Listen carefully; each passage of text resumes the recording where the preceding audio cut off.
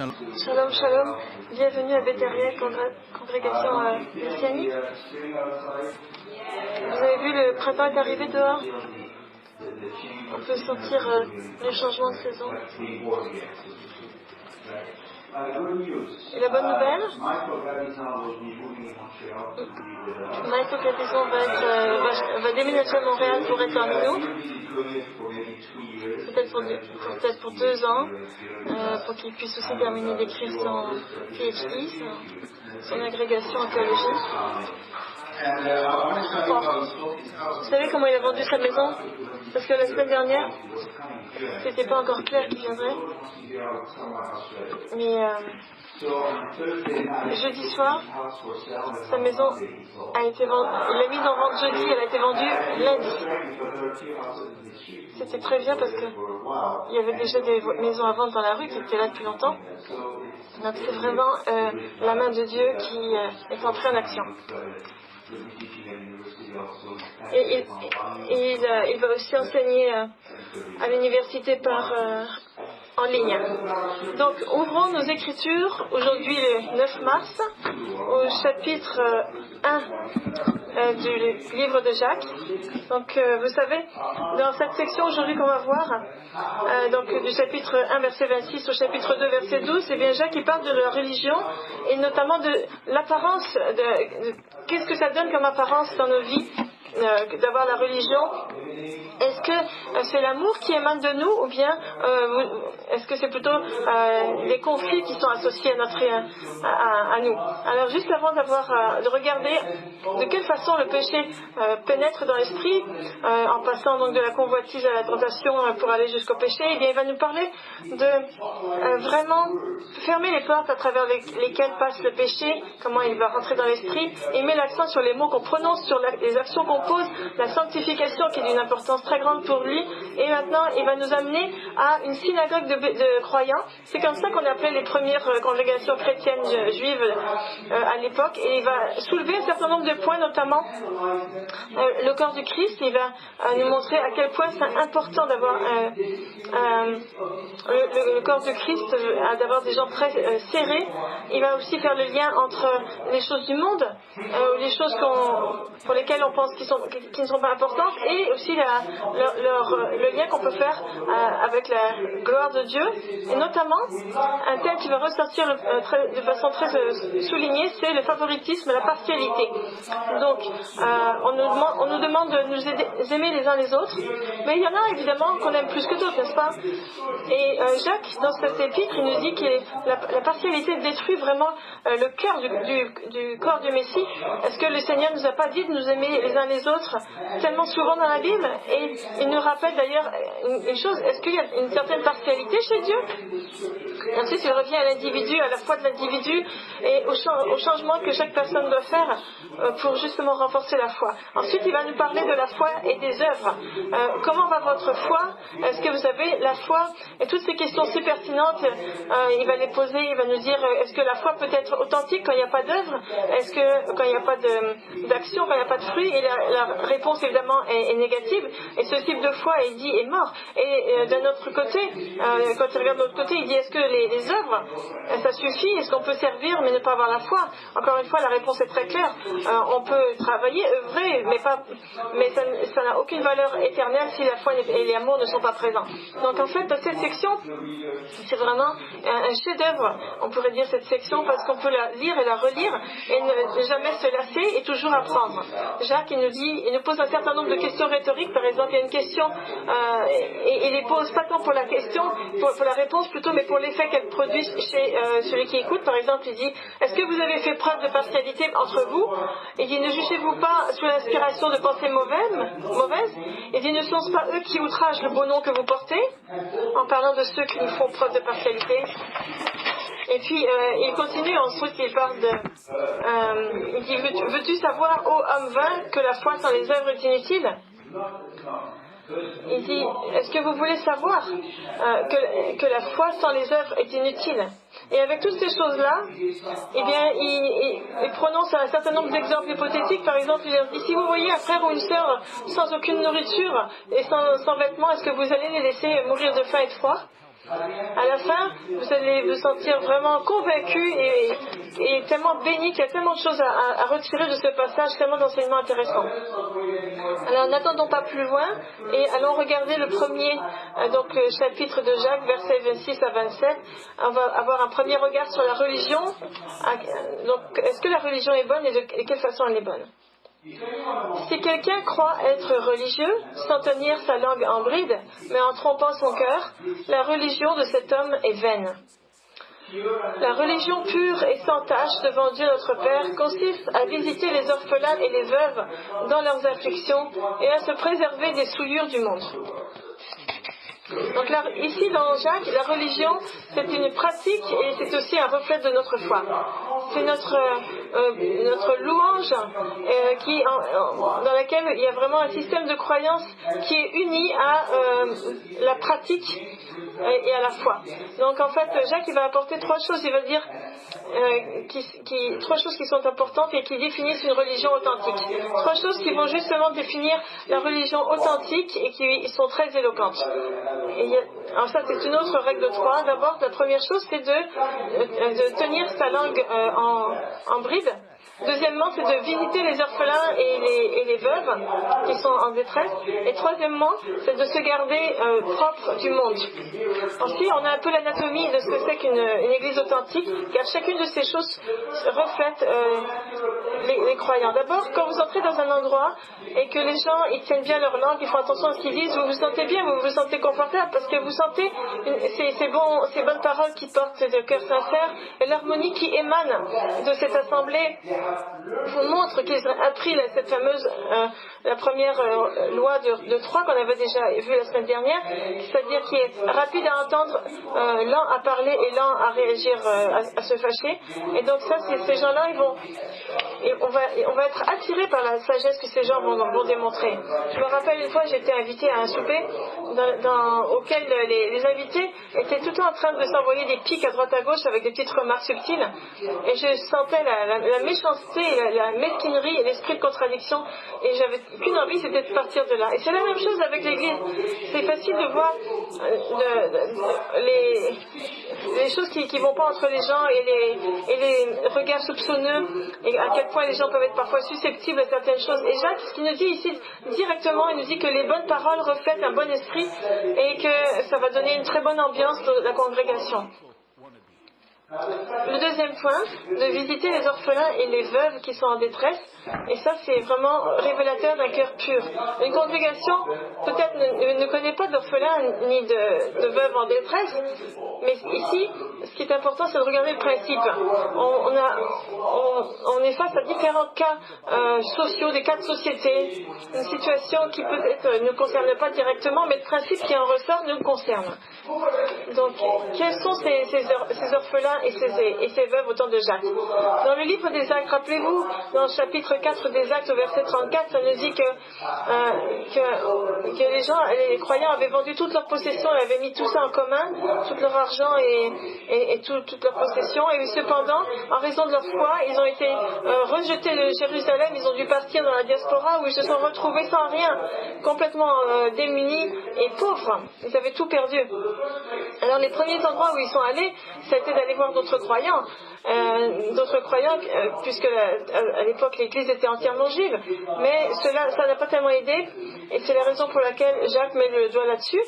Peut-être qu'il y avait des orphelins et des veuves, mais ce que veut dire Jacques ici, c'est qu'il y avait deux groupes de personnes qui représentaient les abus qui sont faits dans la société.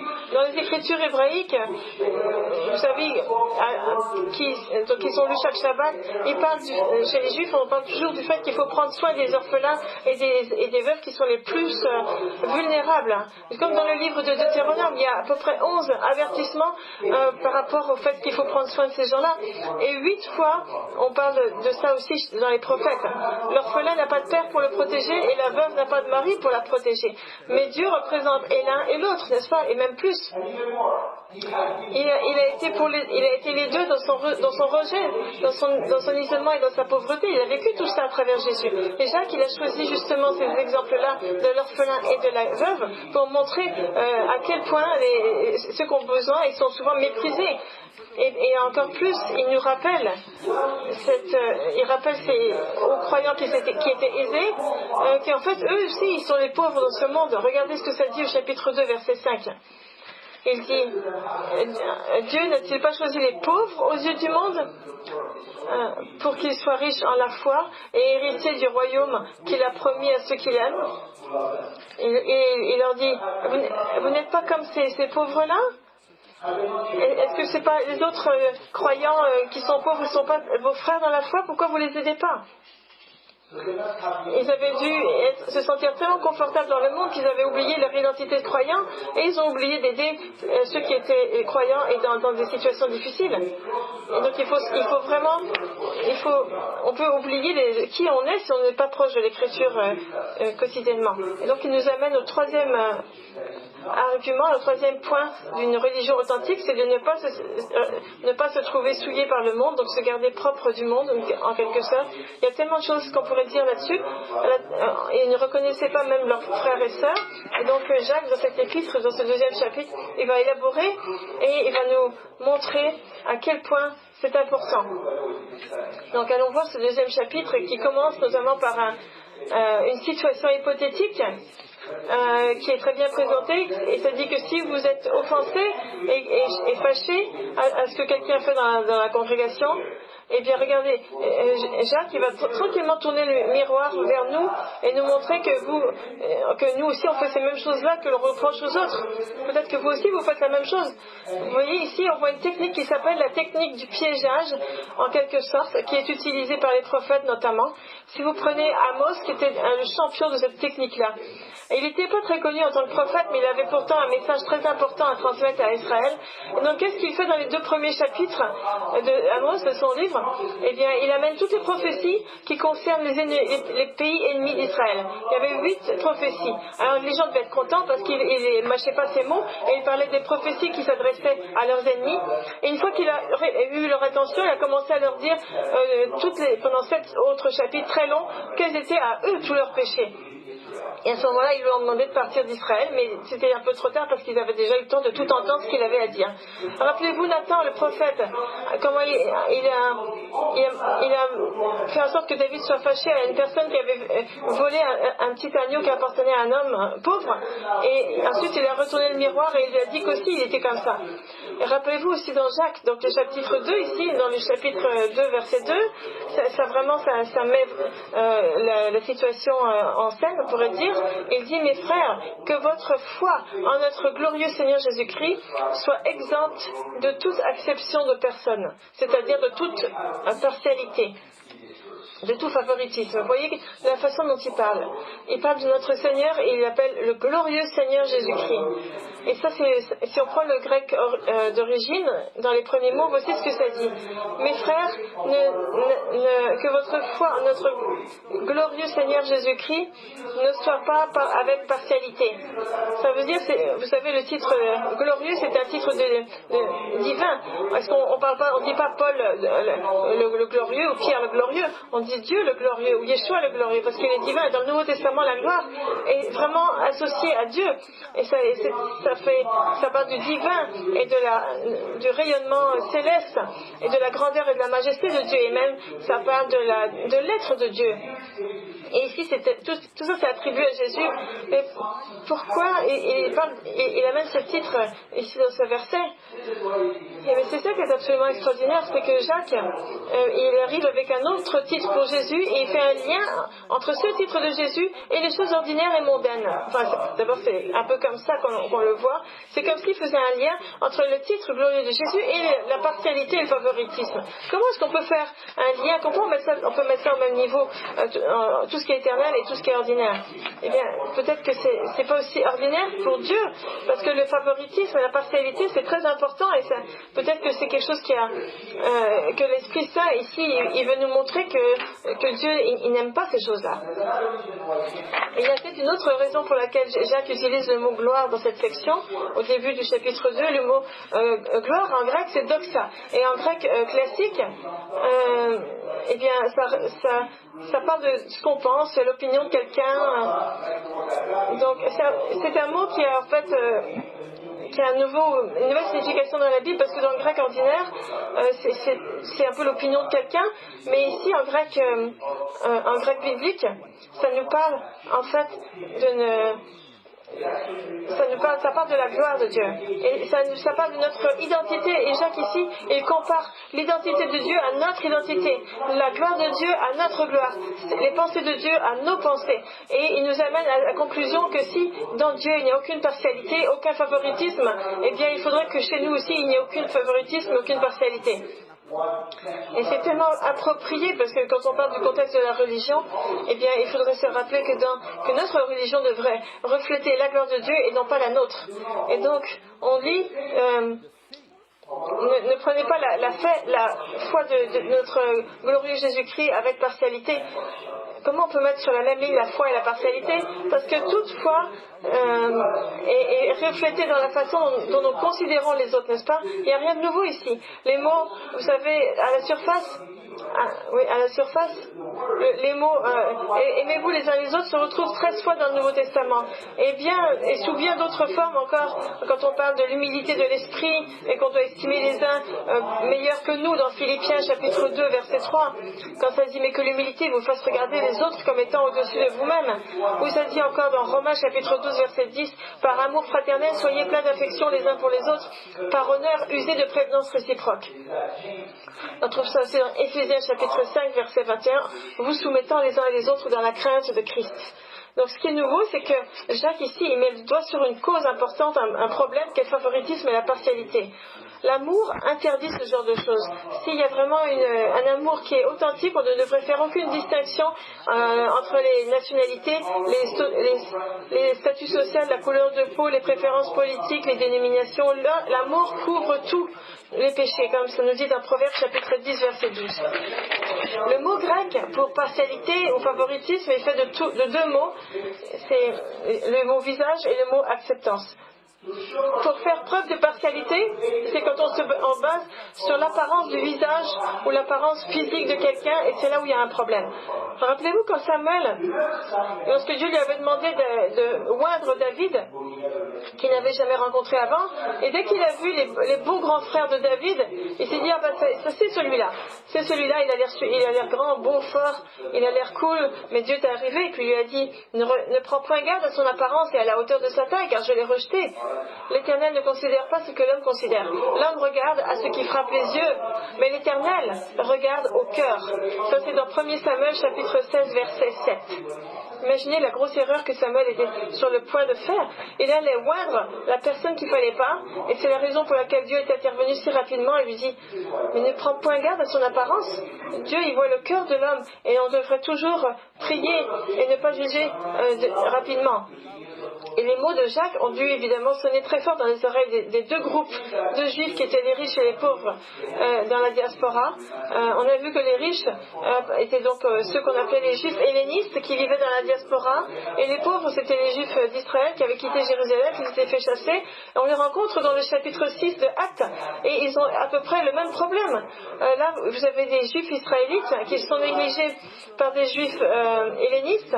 On voit ça dans Actes chapitre 6 verset 1, et on parle des veuves, des juifs, des veuves d'Israël qui sont négligées. C'est intéressant d'ailleurs que tout est renversé et que Jacques finalement mentionne encore ces veuves. Le favoritisme était le problème interne, le premier problème interne que l'Église avait rencontré, et qui évidemment refait surface de temps en temps. Et dans les versets suivants, si vous regardez, c'est sûr que la partialité et le favoritisme, c'est un problème, un obstacle majeur dans les églises en général. Et Jacques il dit que c'est un mal extrêmement mauvais. Dans les versets suivants, il passe un long temps à montrer à quel point le favoritisme est mauvais. Quand on favorise quelqu'un plutôt qu'une autre personne, eh bien, qu'on fait preuve de favoritisme, Eh bien, ça dit que ne jugez-vous pas sous l'inspiration de pensées mauvaises, chapitre 2, verset 4. Et puis il dit au verset 6, et vous avilissez le pauvre. Et au verset 9, il dit, vous commettez un péché, vous êtes condamnés par la loi comme des transgresseurs. Et au verset 13, il dit, car le jugement est sans miséricorde pour qui n'a pas fait miséricorde. Vous voyez, après ça, vous allez finir par comprendre. Il faut être bon avec tout le monde.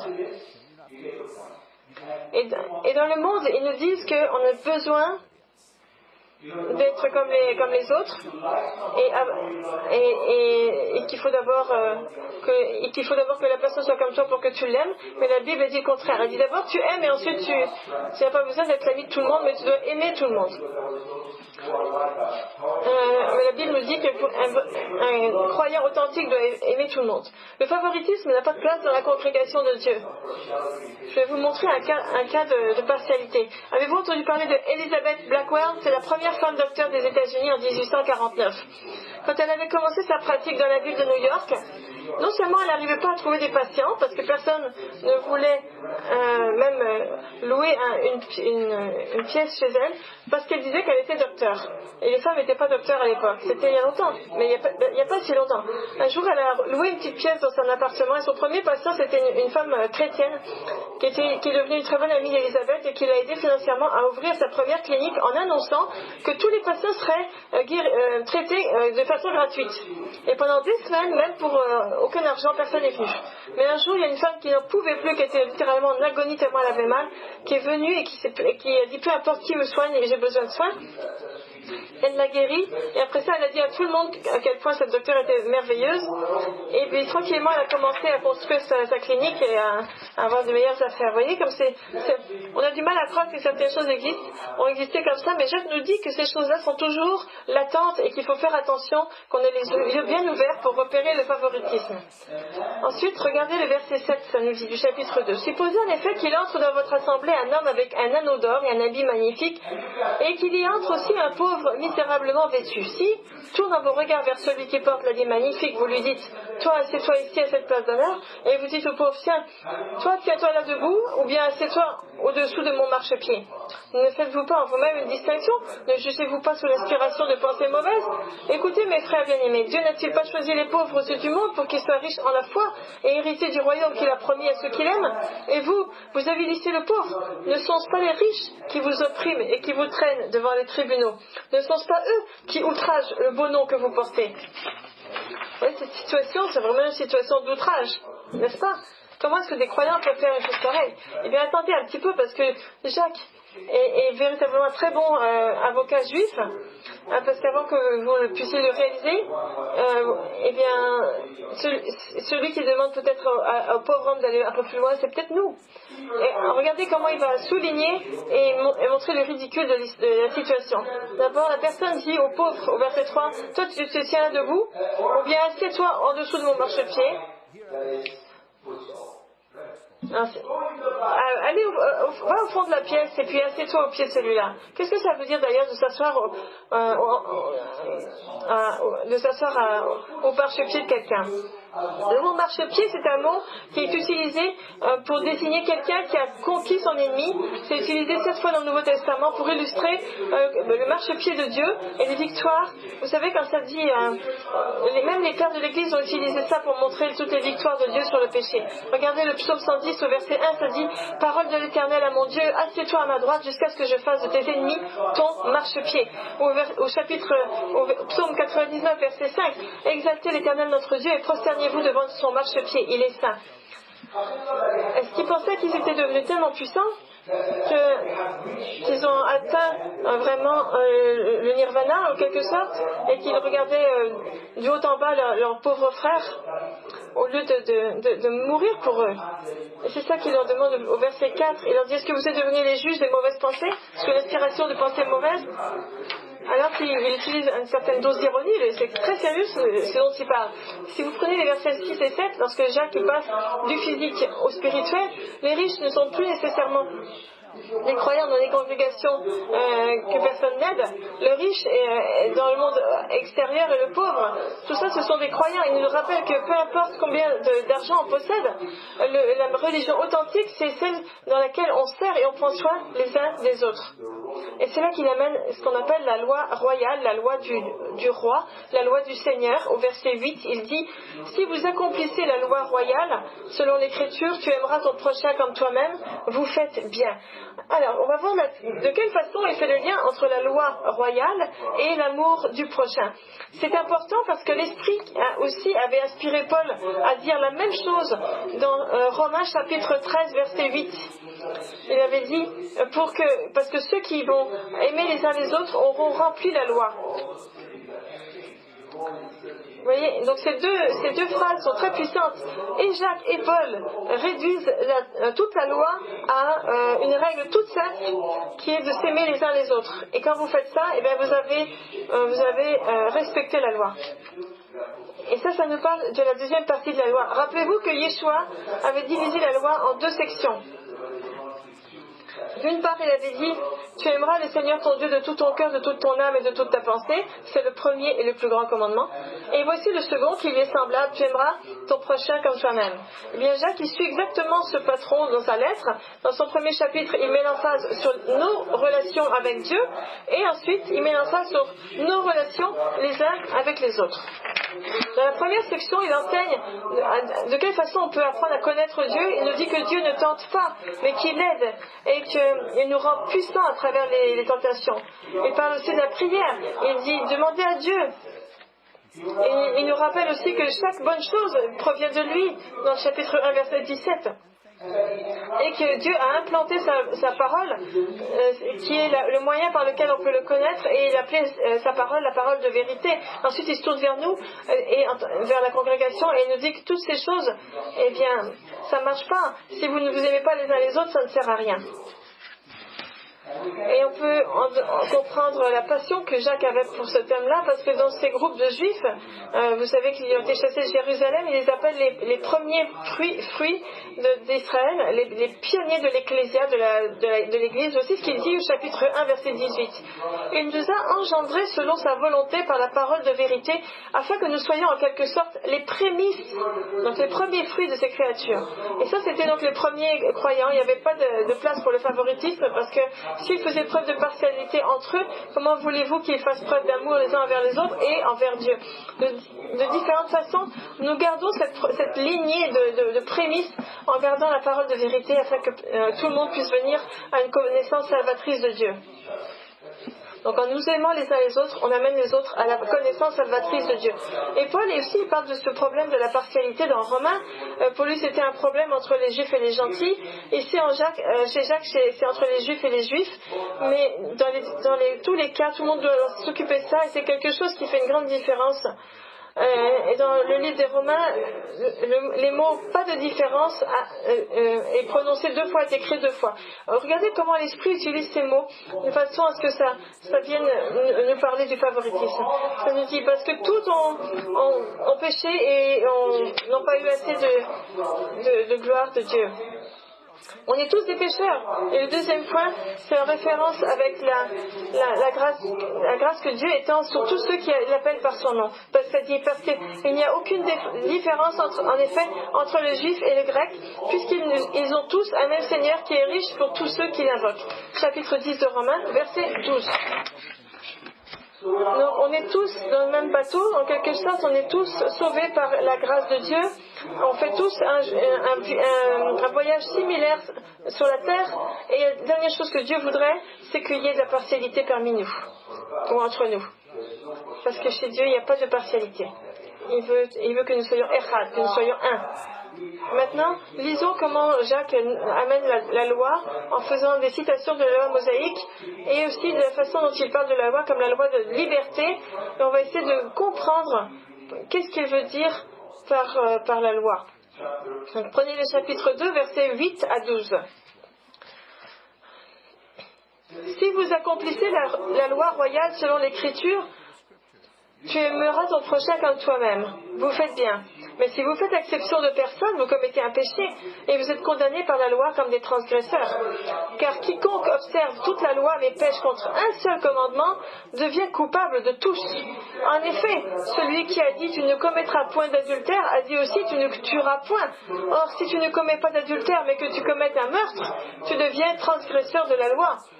parlez et agissez comme devant être jugés par une loi de liberté. D'ailleurs, Jacques, il ne fait pas de distinction entre la loi du Messie, la loi de la liberté et la loi mosaïque, on dirait. On dirait que c'est la même chose pour lui. Comment est-ce qu'on peut comprendre ça?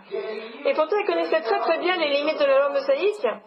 Dans les conseils de Jérusalem, dans Acte 15 et 21, Acte 15 et Acte 21, où d'ailleurs Paul, Jean et Pierre étaient présents, eh bien, ils disaient que la loi mosaïque n'était pas pour les gentils, seulement pour les juifs. Et pourtant, ça disait que la loi était accomplie par la loi du Messie. Peut-être on peut essayer de comprendre ce qu'il voulait dire quand on regarde la loi du Seigneur à travers l'histoire de la Bible. Parce qu'on va le voir, peut-être on va mieux comprendre ce que Jacques est en train de nous dire ici. On va rester sur ça un petit peu, parce que donc la loi mosaïque, il y en a qui l'aiment au point qu'ils vont faire ils vont idolâtrer les Juifs, et puis la Bible nous dit qu'il faut vraiment apprécier la loi mosaïque pour ce qu'elle est. Laissez-moi commencer parce que Paul a dit à propos de la loi mosaïque dans le chapitre 2 de Romains, verset 14. Quand les païens qui n'ont point la foi font naturellement ce que prescrit la loi, ils sont eux qui n'ont point la loi, une loi pour eux-mêmes. Donc comment les gentils peuvent accomplir la loi sans connaître la loi mosaïque? On sait que la loi mosaïque a été donnée à Israël, mais en réalité, ça ne peut pas représenter toute la loi du Seigneur, parce que certains l'ont accomplie sans même la voir, n'est-ce pas? C'était déjà là, parallèlement, et donc après aussi la loi mosaïque. Donc comment est-ce qu'on peut, comment peut-on mettre la loi mosaïque dans la loi du Seigneur? On peut voir que la loi du Seigneur, c'est comme un grand cercle, comme vous voyez sur l'écran. Ça, c'est la loi du Seigneur qui a été suivie par Abraham, Noah, Job. Et c'était pas la loi mosaïque parce que c'était pas encore arrivé la loi mosaïque, il précédait. Ça, c'est la même loi et que Jacques et Paul, à laquelle Jacques et Paul font référence, et Jean aussi, quand ils disent que c'est la loi du Messie, la loi royale, la loi parfaite de la liberté. Maintenant, où est-ce qu'on peut mettre la loi mosaïque là-dedans? Eh bien, d'après Jacques et aussi Paul et David, qui appelaient la loi mosaïque sainte et qui disaient qu'elle était sainte et bonne, et on le sait parce que c'est dans Galates chapitre 3 verset 19, ça dit que la loi mosaïque a été ajoutée à un moment donné dans l'histoire. Regardez ce que ça dit, à cause des transgressions. Ça dit, pourquoi donc la loi? Elle a été donnée ensuite à cause des transgressions. Elle a été ajoutée à quoi? Elle a été ajoutée à la loi du Seigneur. Vous voyez le cercle autour de la loi mosaïque? Ça, c'est toutes les choses qui ont été rajoutées, les cérémonies, le temple, l'adoration, les jugements, tout ça, ça a été vraiment un terrain d'entraînement pour Israël. En ce qui concerne les jugements et puis les systèmes de la loi mosaïque qui ont été donnés aux Juifs quand ils ont réalisé à quel point ils étaient pécheurs et qu'ils dépendaient de Dieu, eh bien ça, cette loi mosaïque se trouve à l'intérieur de la loi du Seigneur. Et il n'y a pas de distinction pour Jacques, mais il savait très bien que c'était toutes les punitions, tous les jugements, que la loi mosaïque elle fait partie de la loi originale du Seigneur. Et dans ce cas, Jacques ne voit pas de différence entre les deux. Et l'étude de la loi mosaïque, dans mon opinion, nous amène toujours à voir à quel point Dieu aime l'humanité, à quel point il édifie l'homme au niveau de sa propre image. Et on voit à quel point il essaie d'émanciper la femme, aussi de la protéger. En ce qui concerne les régulations, les règlements et les lois, eh bien, tout le monde peut évidemment les suivre. J'aime beaucoup le Shabbat. Moi, j'ai grandi avec le Shabbat. Mais si je dis la semaine prochaine que le Shabbat c'est la loi, eh bien, il va falloir que je vienne avec un sac de pierre et je vais vous demander de me lapider parce que ça dit qu'il y a une punition si on ne suit pas le Shabbat. Ça dit que si vous ne suivez pas bien le Shabbat, c'est la lapidation. Et pourtant, la ligne rouge a été enlevée. Vous pouvez avoir votre Shabbat quand vous voulez, n'importe quel jour de la semaine, samedi, dimanche, vendredi, c'est comme vous voulez. C'est la loi de la liberté. Maintenant, ce que j'ai essayé de faire durant les 2 dernières minutes, c'est de résumer tous les arguments de Jacques, à travers ses épîtres, et notamment la loi mosaïque. Évidemment, la loi mosaïque, elle est sainte, évidemment, elle est juste, elle fait partie de la loi de Dieu, et c'est ce que je crois, et c'est pour ça que Jacques parle de la loi de cette façon. Et ici, la loi, il l'appelle la loi royale, la loi du roi, qui est la loi de l'amour, c'est la loi de l'amour, et les obstacles à cette loi, c'est justement le favoritisme et la partialité. Ça détruit tout. Et c'est pour ça qu'il dit au verset 10, car quiconque observe toute la loi, mais pêche contre un seul commandement, devient coupable de tous. Et ensuite, il donne 2 exemples de la loi qui proviennent des 10 commandements. Il dit que celui qui dit tu ne commettras point d'adultère, il dit aussi tu ne tueras point. Or, si tu ne commets pas d'adultère, mais que tu commettes un meurtre, tu deviens transgresseur de la loi. Mais si quelqu'un a fait l'adultère et va aussi être un transgresseur de la loi, ça veut dire que vous ne pouvez pas choisir ce que vous voulez dans la loi. La loi, elle est entière. Et c'est la même chose dans le Nouveau Testament. On ne peut pas dire je fais ce que je peux, c'est pas suffisant. Et on ne peut pas se contenter de la médiocrité. On devrait dire je fais tout ce que je fais, tout ce que je peux, je le fais. Et c'est à ça que je vous appelle la sanctification. Ça ne veut pas dire qu'on y arrive à chaque fois, mais ça veut dire qu'on ne sera jamais dans la défaite. On va toujours essayer de se rapprocher de Dieu. Vous savez, quand les enfants étaient plus jeunes, on achetait des glaces pour les enfants qui étaient des grands seaux de glace. La moitié c'était chocolat, l'autre moitié c'était vanille. Et après, à un moment donné, on a arrêté d'acheter ça parce que les enfants mangeaient seulement le côté du chocolat et laissaient la vanille. Et c'est après qu'on a décidé, on a arrêté d'acheter du chocolat parce que c'était mangé très rapidement. On avait même pensé mélanger le chocolat avec la vanille, mais ça ne marchait pas. Alors, ça n'a pas marché. Et c'est la même chose avec le favoritisme. On voit que on ne peut pas choisir ce qu'on veut. On ne peut pas choisir ce avec quoi on est confortable. Il faut prendre toute la loi de Dieu et c'est la raison pour laquelle il nous bénit. Et on voit ça dans la loi mosaïque, dans Deutéronome 27, verset 26. Moïse a dit la même chose dans Deutéronome verset 26 du chapitre 27. Il dit, à la fin, il dit c'est la fin de toutes des listes des commandements et puis des punitions, etc. et les bénédictions. Le dernier verset, voici ce qu'il dit. Il dit maudit soit celui qui ne confirme pas tous les mots de cette loi en les appliquant. Et vous voyez, la mosaïque est indivisible. C'est un tout indivisible. On ne peut pas dire je vais faire de mon mieux, je ne fais pas le Shabbat, mais je vais sacrifier mon agneau. Ça ne marche pas. C'est comme ça que l'avaient compris beaucoup de rabbins. Par exemple, Rashi du 9e siècle, il avait considéré qu'il était un pilier du judaïsme rabbinique. Il dit ici, Moïse inclut tous les enseignements et les Israélites sont sous l'obligation d'accepter toute la loi. Si quelqu'un n'est pas d'accord avec un article de la loi, eh bien, il est maudit. Et Jacques, il souligne la même chose, le même enseignement par rapport à la loi de Dieu, et il dit que c'est un tout indivisible. Si quelqu'un a un obstacle dans un des points de la loi, eh bien, il brise toute la loi finalement. Et contrairement à la loi mosaïque, quand nous on échoue, eh bien, Dieu nous donne la puissance de la prière et de la repentance, et notamment le pouvoir du pardon à travers son Fils, afin qu'on puisse aller de victoire en victoire et ne pas être dans l'échec. Et quelle est l'application pratico-pratique de ce passage? Eh bien, c'est qu'on ne peut pas choisir les lois auxquelles on voudrait obéir, les versets qui nous plaisent, les passages qui nous plaisent. On ne peut pas aimer non plus une personne et ne pas aimer une autre. Si on fait ça, c'est anti-biblique. Si quelqu'un fait ça, c'est qu'il brise toute la loi de Dieu. C'est l'argument que nous donne Jacques ici, le message principal. Un croyant fervent ne peut pas critiquer ou avoir des mauvaises pensées vis-à-vis d'un autre frère. Ça ne marche pas. Ça ne marche pas. Et ensuite, Dieu ne peut pas vous bénir. Mais, alors que c'est une réalité, Jacques il dit que ça ne devrait pas être comme ça. Il faut sortir de cette espèce de façon de penser et commencer à marcher sous la loi du rétablissement en nous immergeant dans la prière et dans la parole de la vérité implantée. Aussi, il va très loin et très vite et très profondément. Et quand il parle du salut, on ne peut pas dire je suis sauvé. J'ai prié pour recevoir Jésus comme mon sauveur personnel et puis avoir une vie du monde. Ça ne marche pas.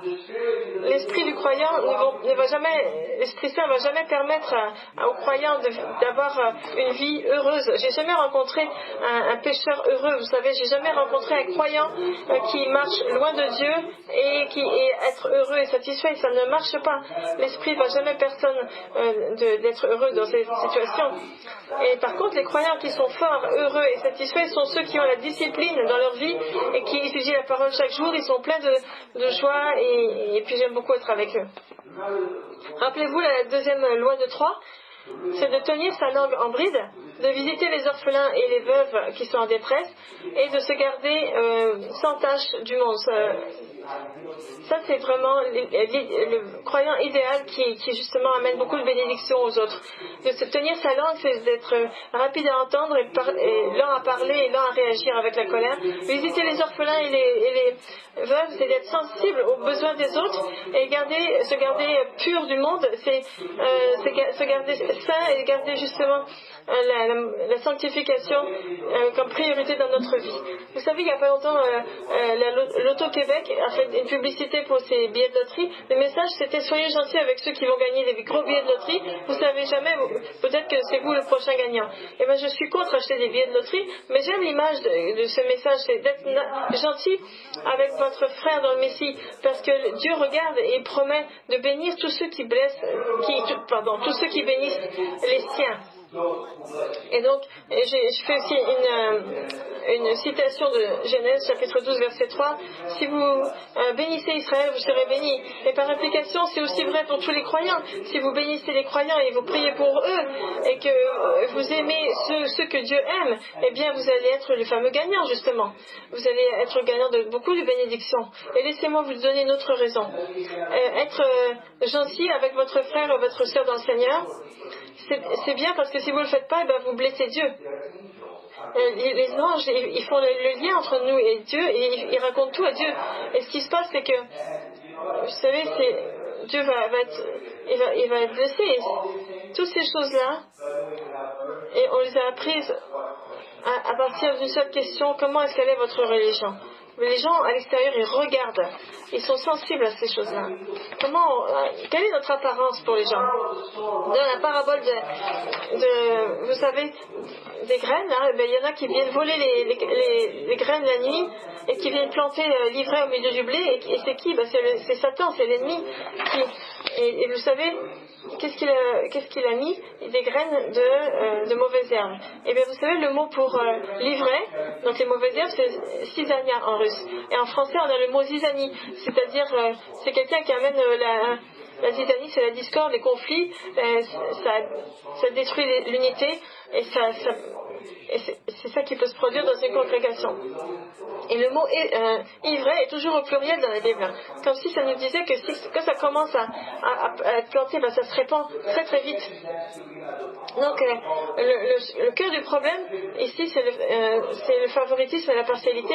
Si on ferme la porte à ça et qu'on permet à l'Esprit de nous aider à aimer les uns les autres, dans le chapitre 2, verset 8, ça dit que si vraiment vous remplissez la loi royale d'après ce que disent les Écritures, vous allez aimer votre voisin comme vous-même, et bien vous faites bien. Et le mot amour ici, ce qui est en grec, c'est agapé. Agapé, c'est le mot le plus fort pour l'amour dans le grec biblique. Le mot agapé est pratiquement une invention biblique, parce que dans l'ancien grec, ce mot ne veut pas dire quelque chose d'aussi intense. C'était utilisé dans le sens d'être satisfait, de préférer une chose plutôt qu'une autre. Ça n'avait pas beaucoup de couleurs comme mot, et c'était d'ailleurs pas très employé jusqu'au Nouveau Testament. Et là, c'est vraiment été utilisé très souvent dans le Nouveau Testament pour nous dire que Dieu est amour, qu'il est agapé. Si Dieu est agapé, ce mot agapé devient synonyme d'amour sans égoïsme, d'amour sacrificiel de Dieu, et non pas l'amour de soi. C'est le genre d'amour dont on a besoin. C'est la fondation de l'œuvre pour Dieu. Justement, Jacques, il compare notre doxa, c'est-à-dire notre gloire à la gloire de Dieu, à la doxa de Dieu.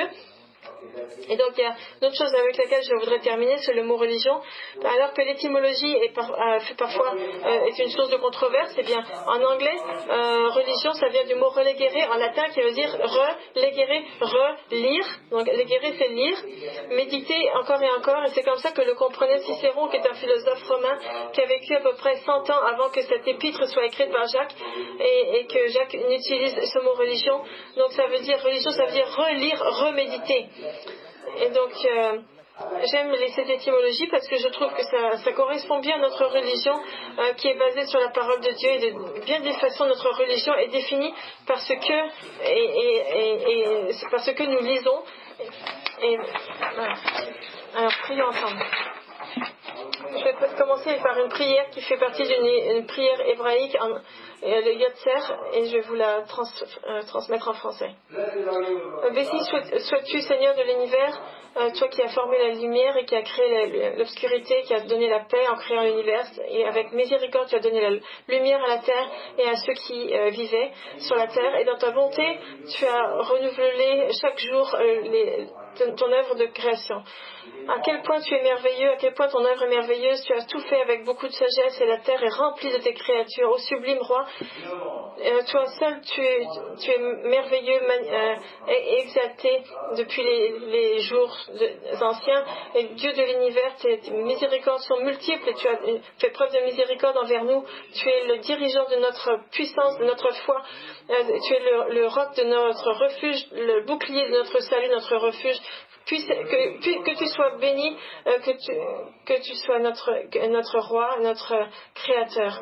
Et à la congrégation, que le Seigneur vous bénisse et qu'il vous protège et qu'il fasse briller son visage sur vous, qu'il puisse faire preuve de grâce envers vous et qu'il soulève qu'il fasse briller sur vous sa lumière et sa paix.